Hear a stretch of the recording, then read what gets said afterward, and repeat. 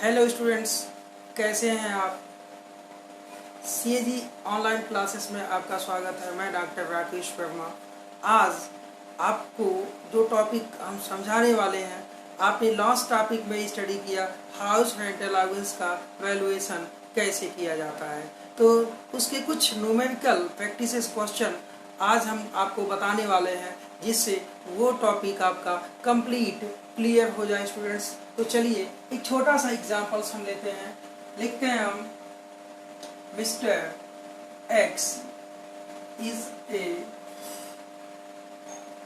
Employee getting following remuneration from his employer in previous year 2019-20। चले देखते हैं। Basic salary की 10,000 पर मंथ है। Dearness allowance at the rate of 10% of basic salary है students. Commission at the rate of 10%, 10,000 है। House rent allowance 5,000 per month है। And actual rate paid by employee for his residential house is 6,000 per month। Students यहाँ हम लोग ये solve करने वाले हैं कि एक एम्प्लॉई का जो हाउस रेंट अलाउंस है, इसमें कितना हिस्सा टैक्सेबल है एंड कितना हिस्सा एग्जेम्प्ट है। तो चलते हैं हम इस क्वेश्चन को सॉल्व करने के लिए। सबसे पहले आप इस क्वेश्चन को स्टूडेंट्स कॉपी कर लें। आप इस क्वेश्चन को कॉपी कर लें। तो आपने देखा कि सबसे पहले आपको जो हमने बताया हुआ था, आप यहाँ लिखेंगे calculation of taxable part of house rent allowance. The list of following will be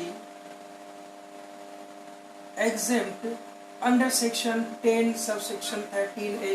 मैंने आपसे बात किया था स्टूडेंट्स कि यदि एम्प्लॉई को हाउस रेंट अलाउंस मिलता है, तो इसका जो एग्जेम्प्टेड पार्ट है ये अंडर सेक्शन 10 सबसेक्शन 13A के अकॉर्डिंग काउंट किया जाएगा। तो देखते हैं क्या है स्टूडेंट्स। फर्स्ट,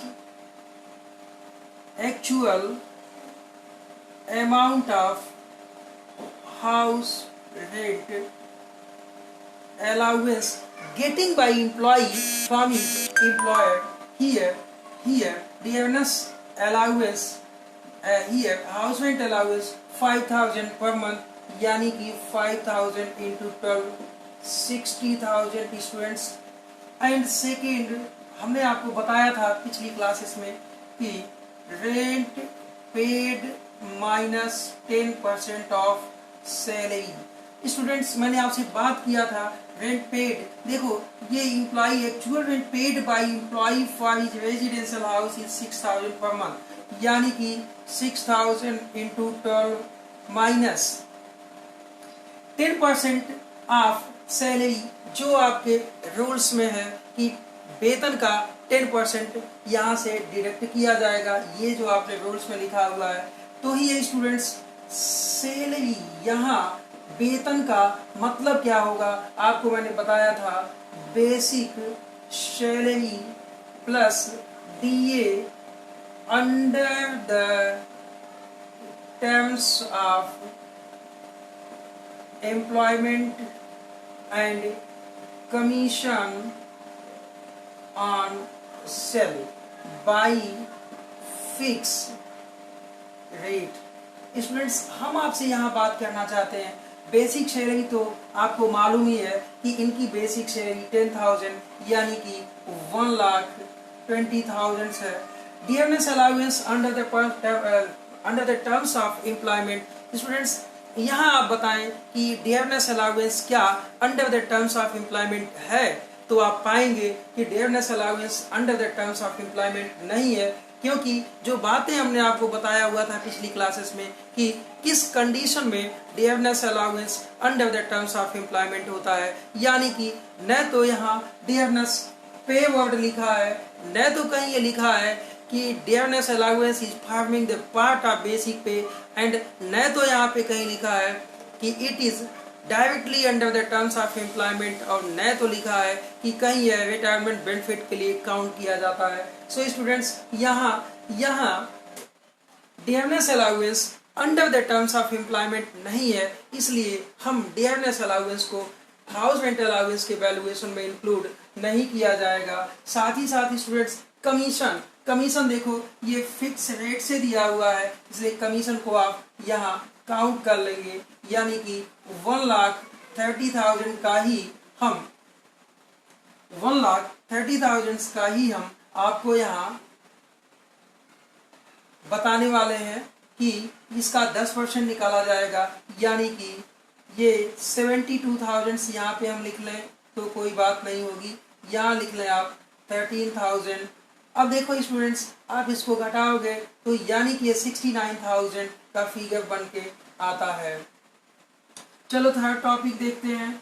आपके क्वेश्चन में एक कंफ्यूजन आपको होगा कि सर ने ये नहीं बताया कि मकान कहाँ पे है। तो स्टूडेंट्स जब तक क्वेश्चन में ये नहीं लिखा हो कि मकान कहाँ पे है तो आप मानेंगे कि वह मेट्रोपॉलिटन सिटी के अलावा कहीं है, ये आप हमेशा मानेंगे 40% ऑफ सैलरी, यानी कि आप यहाँ लिखेंगे 40% ऑफ सैलरी, यानी कि ये 40% इसी 1,30,000 का 40%, यानी कि ये 52,000 होता है, यानी इसमें सबसे कम यही है, एग्जेम्प्ट हो जाएगा। स्टूडेंट्स टैक्सेबल क्या होगा, यानी आपको हाउस रेंट अलाउंस मिलता है 60,000, 52,000 एग्जेम्प्ट हो जाएगा, यानी कि 8,000 यहाँ हाउस रेंट अलाउंस का पार्ट टैक्सेबल होगा।